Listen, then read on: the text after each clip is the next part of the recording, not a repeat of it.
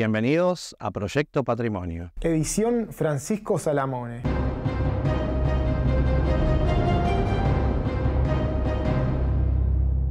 La identidad de los pueblos es una amalgama de sus obras, valores, leyendas, narraciones e historias. Son muy pocos los creadores que por la cantidad y relevancia de su obra alcanzan un lugar privilegiado en el imaginario social de una nación. El ingeniero arquitecto Francisco Salamone es uno de los protagonistas de la imagen de la arquitectura moderna en la Argentina. Personajes como Salamone nos desafían con su obra a reflexionar sobre el sentido profundo de ser argentinos.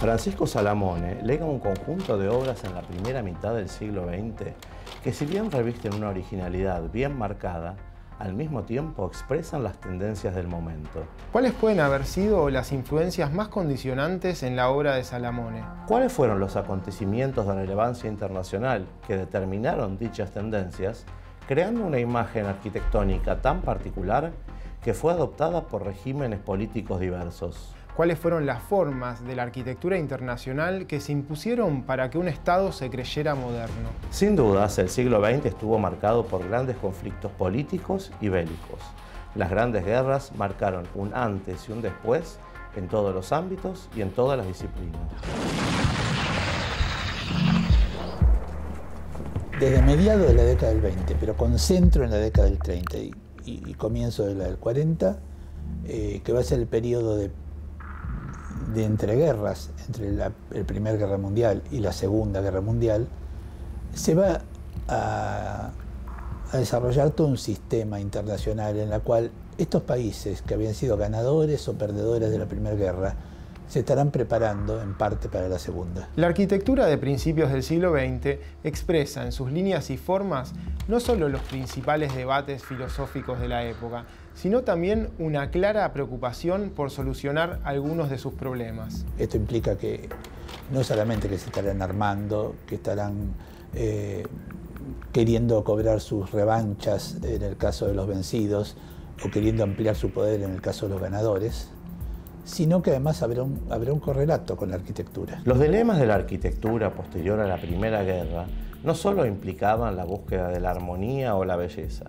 también necesitaban resolver problemas. Las experiencias ganadas durante la Primera Guerra influyeron decisivamente en imaginar una nueva arquitectura funcional y económica, capaz de albergar gran cantidad de unidades de vivienda social y mejorar las condiciones de habitabilidad y salubridad de muchas personas. Pero fundamentalmente a través de la arquitectura y a través de las grandes exposiciones internacionales. Por ejemplo, una imagen clave para esto es la exposición de París de 1937, la exposición internacional de París, la gran exposición internacional antes de que se desate la Segunda Guerra en 1939, en la cual estarán los pabellones de estos primeros países del mundo. Y ahí creo que podemos ver que toda esta arquitectura monumental, que es el nombre que prefiero darle, arquitectura del monumentalismo o arquitectura monumental, será común a países que no solo estén en las antípodas ideológicas, sino que además estén en las antípodas geográficas. Lo más singular de esta nueva arquitectura de posguerra es que desarrolló ciertas formas que fueron tomadas por estados gobernados bajo los más diversos regímenes políticos.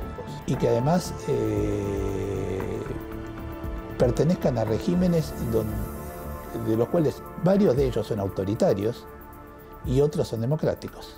Sin embargo, todos ellos, regímenes autoritarios y democráticos, de Oriente y de Occidente, tendrán el mismo modelo de arquitectura, una arquitectura majestuosa, de proporciones a veces monumentales, por no decir gigantescas, con materiales memorables. Cuando hablo de materiales memorables, hablo de los materiales que para la mente de Occidente están en la memoria. En el caso de la exposición de París, el pabellón nazi de la Alemania nazi, obra de Albert Speer, el arquitecto estrella de Hitler, tendrá proporciones y modalidades estéticas prácticamente equiparables, no voy a decir idénticas, pero sí equiparables al pabellón soviético, la Revolución, obra del arquitecto Boris Joffman, que era el arquitecto preferido de Stalin.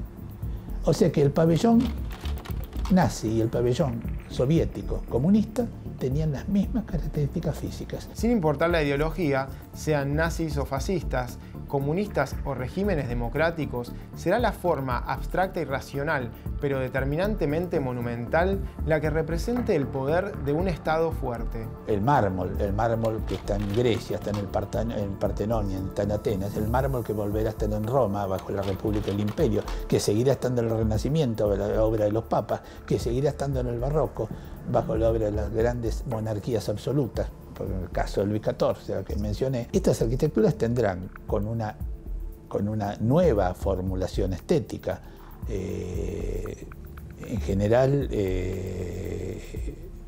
académica, en el sentido que muy rara vez se va a salir del marco de la simetría más absoluta, simetría, trabajo de masas, composición arquitectónica, todo este modelo, a través de estos materiales también memorables históricamente, van a generar una arquitectura con muchos puntos en común. Una forma de marcar una presencia que implique poder sin dejar de resolver los problemas de la vida cotidiana. Lo mismo la arquitectura de Mussolini durante la etapa fascista, donde el arquitecto estrella era Marcello Piacentini, con grandes referencias a sus antecedentes imperiales, que en el caso de Italia eran directos, porque ellos estaban en la misma Roma que había sido tan grande.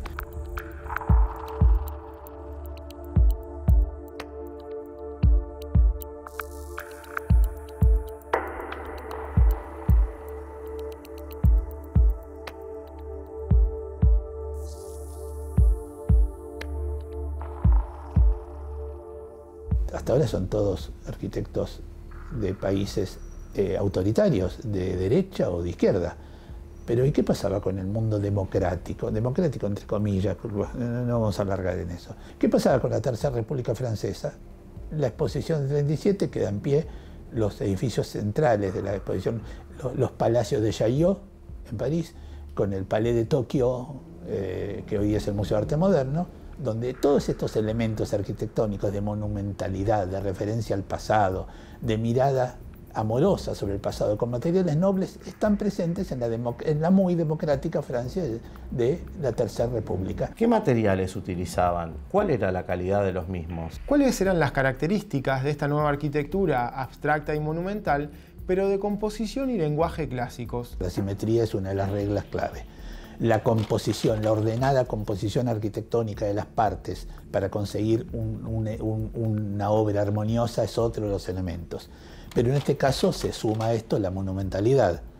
Es decir, las dimensiones pasan a ser otras, pasan a absorber, a tener otra categoría, porque lo que estamos vendiendo acá es un Estado que quiere demostrar que es el más fuerte y que es capaz de competir con cualquier otro.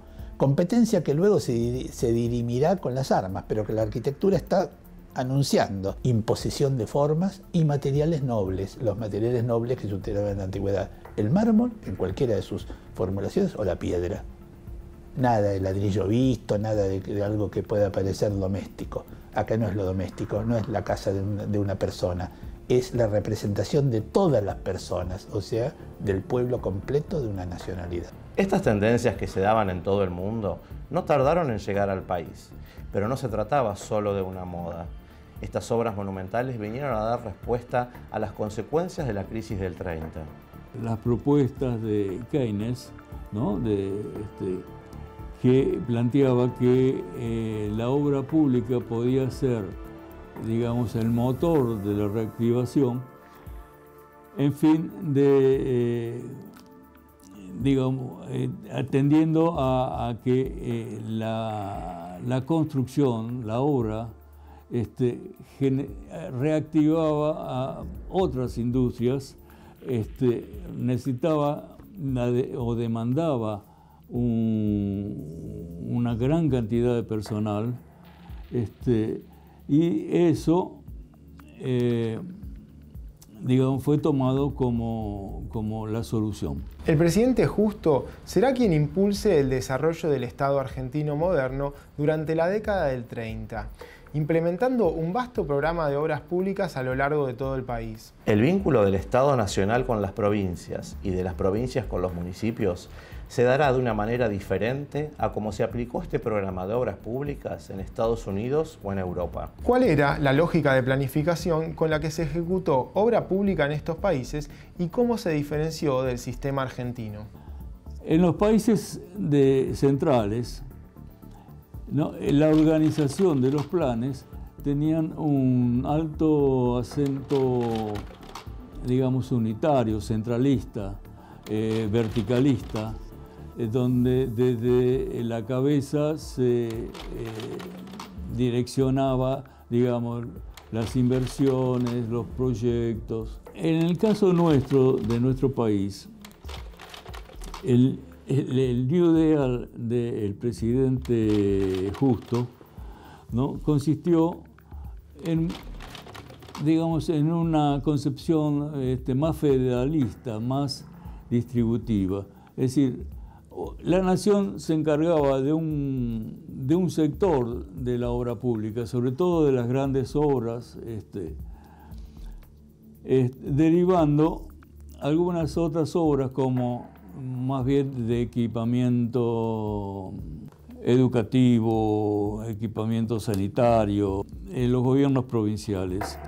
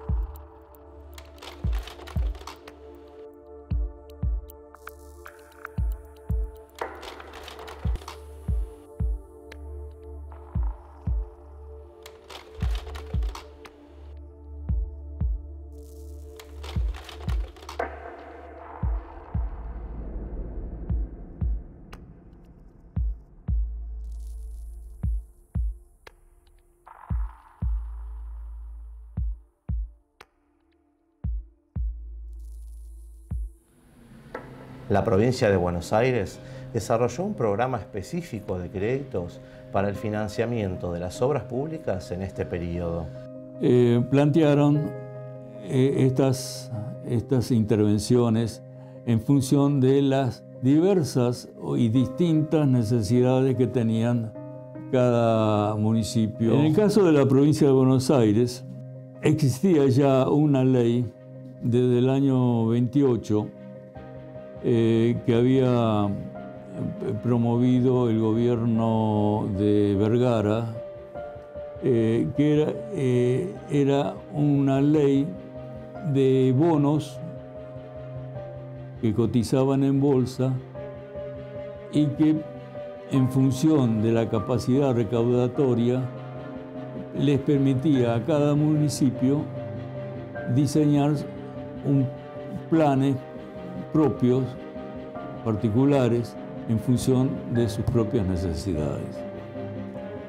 Este plan, ¿no?, que se llamó de los bonos municipales, y estaba regulado por la ley 4017 del 28, de alguna manera sirvió para que los municipios pudieran gestionar soluciones concretas a sus necesidades inmediatas, ya sean edilicias, ya sean de equipamiento, ya sea de pago de deuda, de distinta alternativa.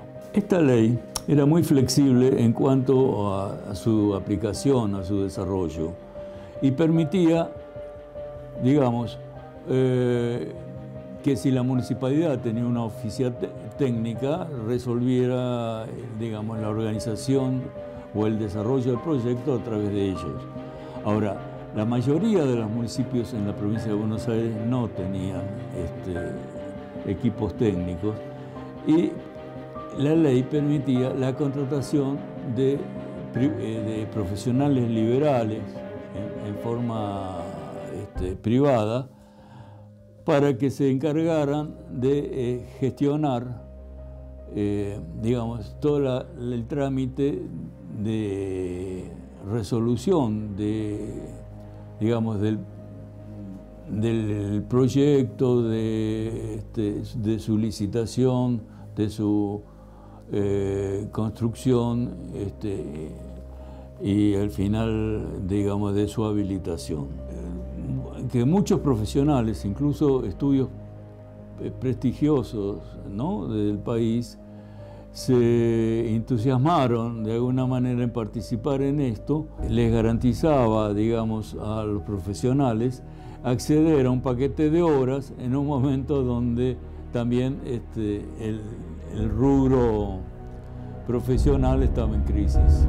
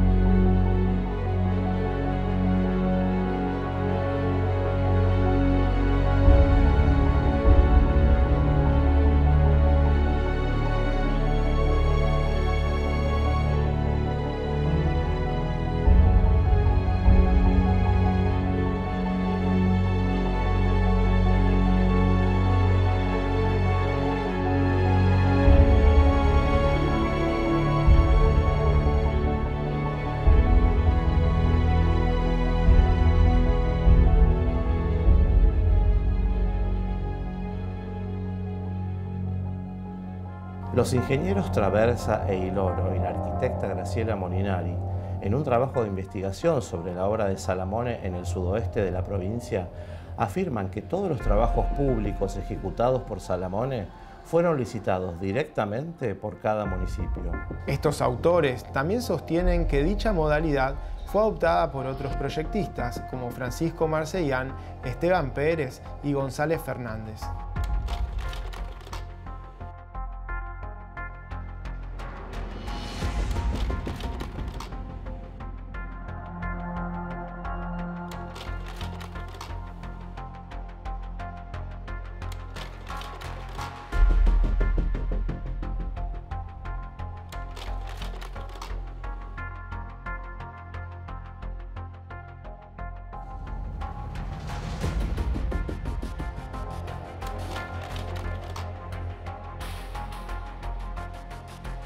En estas circunstancias, uno reconoce la actuación de estos equipos de liberales, ¿no?, de profesiones liberales, en la gestión de estos planos. Si bien Salamone no fue el único arquitecto que participó en esta etapa histórica y bajo esta modalidad, fue la impronta distintiva de su obra la que lo destacó particularmente. Uno de estos profesionales que actuó en la gestión de la ley fue el ingeniero Francisco Salamone, que exhibe, digamos, la mayor cantidad de contratos en la provincia en el corto plazo de 4 años. En ese plazo él resolvió exitosamente los problemas de 17 partidos provinciales, lo cual hace que haya proyectado casi un centenar de obras de distinta escala, de un palacio municipal a una delegación en un pueblo.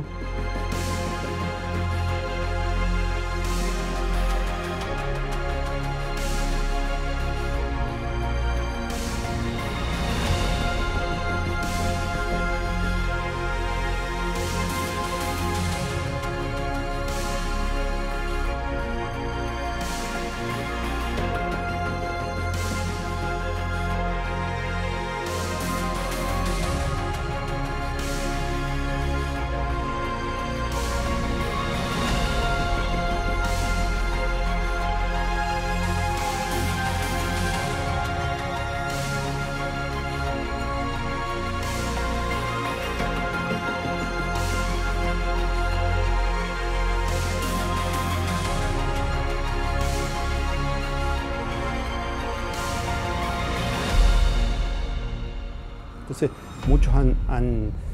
muchos estudiosos, muchos y bastante antes que nosotros, han estudiado sobre todo la producción en la provincia de Buenos Aires, y se pueden ver en algunos más que expresionismo, en el otro un poco más de racionalismo, en el otro un poco más de racionalismo mezclado con los arquitectos del régimen de Mussolini en Italia.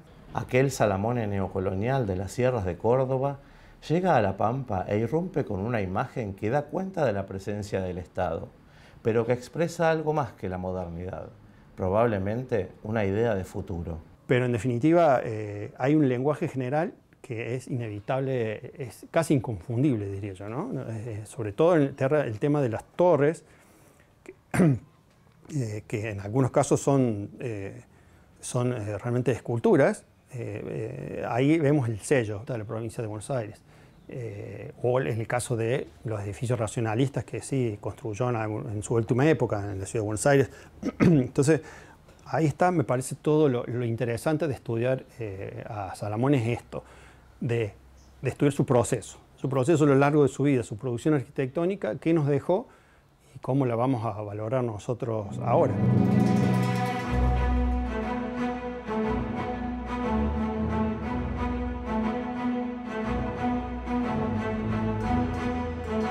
El primer encargo en la provincia de Buenos Aires lo recibió de Hortensio Míguez, intendente de la localidad de Balcarce. El contrato incluía la construcción del matadero, el portal del cementerio y los edificios para delegaciones municipales en pequeñas localidades del partido. Junto con la construcción del taller de mantenimiento de vehículos municipales y la plaza central. Recién la autoridad se instala en el pueblo de San José en 1877.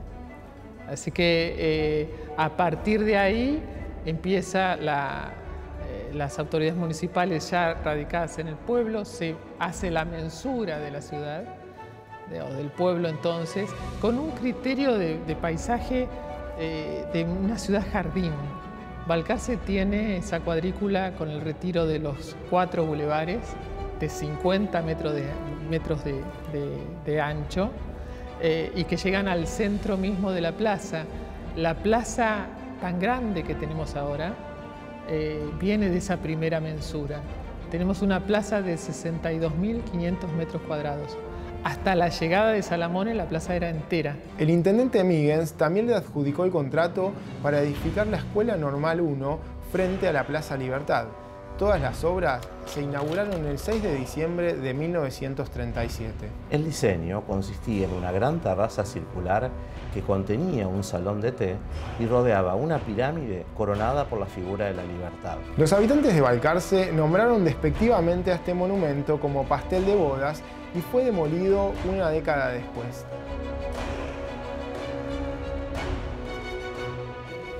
Y la plaza contiene el primer monumento de la ciudad, que es la pirámide de la libertad, con el remate de la escultura de la libertad.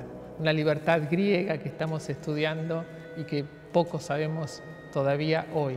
Una cosa es el artista que pinta el futuro, que lo imagina desde el presente. Y otra muy diferente es esa idea de futuro que aún nadie imagina. Esos artistas son los que lideran la vanguardia, a veces amada y a veces temida. Aquel Salamone, que se inspira en las vanguardias internacionales nacidas de la posguerra, irrumpe en una pampa tan extensa como apartada, con una imagen que aún hoy se destaca en el paisaje.